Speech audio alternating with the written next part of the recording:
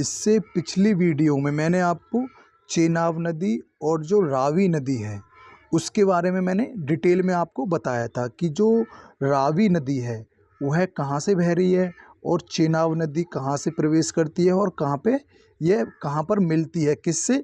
जो रावी नदी है और चेनाब नदी इनका जो मीटिंग पॉइंट है वो कहाँ पर है, और भी मैंने आपको बताई थी। और भी नदियों के बारे में मैंने सिंधु नदी के बारे में भी बताया है। तो आप अगर उस वीडियो को आपने नहीं देखा है कि जो सिंधु नदी है कहाँ से निकली है और वह कहाँ से होते हुए कहाँ पर प्रवेश कर रही है, तो उस वीडियो को आप प्लीज़ पहले उस वीडियो को देख लीजिए, फिर आप इस वीडियो पर आना। सो नमस्कार, मैं हूं सचिन और आप देख रहे हैं सचिन क्लासेस। मैं जो वीडियो बना रहा हूं वह जीके की मोस्टली जो एग्ज़ाम है, एसएससी के एग्ज़ाम हो या फिर आपका जो है आरआरबी के एग्ज़ाम्स हों, आरपीएफ एसआई हो गया, आरपीएफ कांस्टेबल और भी स्टेट लेवल के एग्ज़ाम्स होते हैं, उनके अंदर यह क्वेश्चंस सिंधु नदी है या फिर इसकी जो सहायक नदियाँ उनके ऊपर क्वेश्चंस पूछे जाते हैं। यह क्वेश्चंस रिपीट होते रहते हैं।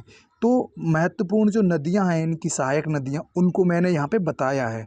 सो प्लीज़ अगर आप पूरी जानकारी चाहते हैं तो बिना स्किप किए इस वीडियो को एंड तक देखना। सो वीडियो को स्टार्ट करते हैं। अब आगे जो है ये जो नदियां हैं, सतलुज नदी और ब्यास नदी। सतलुज नदी तो आप देख रहे हो ये रही, और जो है ब्यास नदी ये आ रही है और सतलुज नदी ये है। ठीक है। अब ये जो मीटिंग पॉइंट है, इसका जो मीटिंग पॉइंट है इसे क्या बोलते हैं, हरिके बैराज बोलते हैं।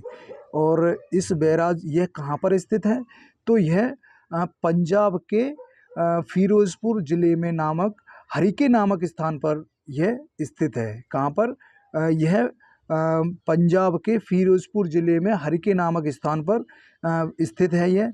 तो इसे क्या बोलते हैं, हरिके बैराज बोलते हैं इसीलिए।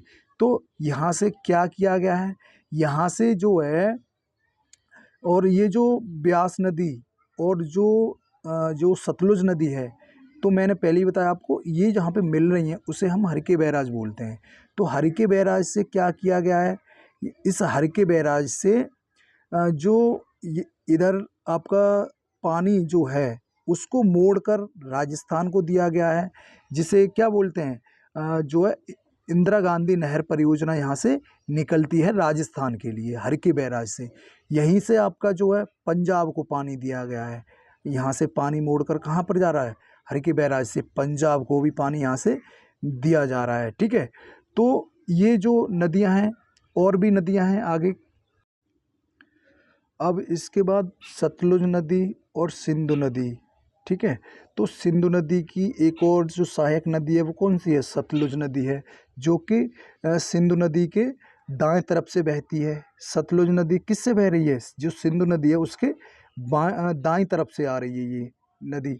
अब इसके बारे में क्या है, देखो, जो सतलुज नदी है, सतलुज नदी और सिंधु नदी पाकिस्तान में मिथनकोट एक जगह है जहाँ पर दोनों नदियाँ आपस में मिलती हैं। यह संगम क्या कहलाता है, पंजनाद कहलाता है। ठीक है। ये जो संगम है सतलुज नदी और सिंधु नदी का, ये जो मीटिंग पॉइंट है, कौन सा, ये जो मीटिंग पॉइंट है यह क्या कहलाता है, यह कहलाता है हमारा पंजनाद। पंजनाद क्या होता है, पंजनाद आपका है, पहले जो सतलज नदी है वह किससे मिल रही है, सतलज नदी पहले ब्यास नदी से मिलती है। ठीक है। इसके बाद फिर क्या होता है, सतलज नदी ब्यास नदी से मिलने के बाद फिर यह ब्यास से मिलकर चेनाब में मिल जाती है। फिर है जो सतलुज नदी है पहले ब्यास से मिलती है, ब्यास से मिलकर फिर किस में मिल जाती है, चेनाब नदी में मिल जाती है। और यह जब सतलज नदी और चेनाब नदी आपस में मिलकर जब यह मिल जाती हैं तो इस मिलन को क्या बोलते हैं, पंजनाद बोलते हैं।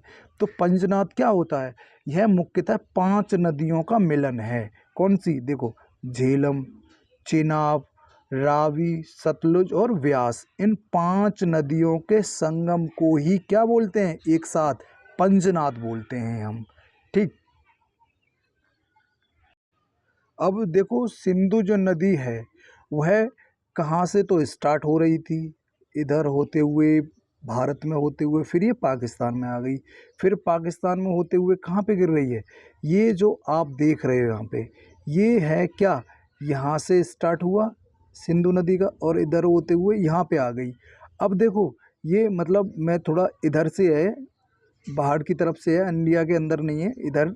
तो ये जो है आपका, ये क्या है आपका, ये जो है आपका ये अरेबियन सी है। तो ये कहाँ पे गिरती है, अरेबियन सी में गिरती है। ठीक है, इधर से आते हुए इधर से अरेबियन सी में गिर जाती है। ठीक, अब आगे की कहानी क्या है, आगे की कहानी यह है जो सिंधु नदी है, सिंधु नदी पाकिस्तान के सिंध प्रांत में, अगर जो अरब सागर है, अगर अरब सागर में भी है गिरती है, जिसका कुछ हिस्सा भारत के जो है कच्छ क्षेत्र में भी आता है। सिंधु नदी का जो है कुछ हिस्सा किस में आता है, जो अरेबियन सी है, मतलब जो डेल्टा जो बनाती है सिंधु नदी, उसका जो कुछ हिस्सा है, इसमें जो सिंधु नदी के डेल्टा के बारे में बात हो रही है। तो जो सिंधु नदी है जो डेल्टा बना रही है, उसका जो कुछ हिस्सा तो किस में आता है, कच्छ में आता है, और ज़्यादातर हिस्सा किस में आता है, पाकिस्तान में आता है। ठीक है, तो ये जो सिंधु नदी है डेल्टा पाकिस्तान के सिंध प्रांत में अरब सागर में गिरती है, जहाँ पर कुछ हिस्सा भारत के कच्छ में भी आता है। यह एक विशाल जलोढ़ पंख है जो दलदल नालों और मैंग्रोव वनों का एक जटिल पारिस्थितिकी तंत्र है। यह जो है, यह डेल्टा दुनिया के 7वें सबसे बड़े मैंग्रोव वन का भी घर है। ठीक, तो और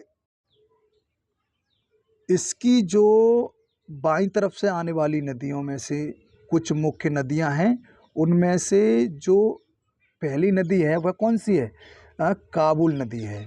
सिंधु नदी की जो बाईं तरफ से आने वाली नदी है, सहायक नदी, वह कौन सी है, तो काबुल नदी। और भी मुख्य नदियां हैं, तो काबुल नदी पाकिस्तान में अटक के पास सिंधु नदी से मिलती है। यह मिलन बिंदु क्या है, यह मिलन बिंदु देखने में आकर्षक होता है, क्योंकि दोनों नदियों का रंग अलग अलग होता है। क्यों, क्योंकि देखो जो काबुल नदी है, ये जो काबुल नदी आ रही है, ये जो काबुल नदी है, ये काबुल नदी कैसी होती है, मैली दिखती है, और सिंधु नदी का जो पानी है वह कैसा है, साफ है। इस कारण से यह जो देखने में है वह आकर्षक दिखता है या फिर अलग तरीके का दिखता है। ठीक है, और जो स्थान है यह पाकिस्तान में इस्लामाबाद के उत्तर पश्चिम में अटक नामक स्थान पर मिलती हैं। ये जो काबुल नदी है और ये सिंधु नदी है, यहाँ पर मिल रही हैं। यह जो पाकिस्तान है, पाकिस्तान के उत्तर पश्चिम में अटक नामक स्थान पर मिलती हैं। यह बाईं तरफ से और भी नदियां हैं जो मुख्य नदियां हैं, सिंधु नदी की मुख्य सहायक नदियां, उनके बारे में मैं अगली नेक्स्ट वीडियो में बताऊंगा। सो प्लीज़, अगर वीडियो पसंद आई है so please subscribe my channel and like share this video. So thank you.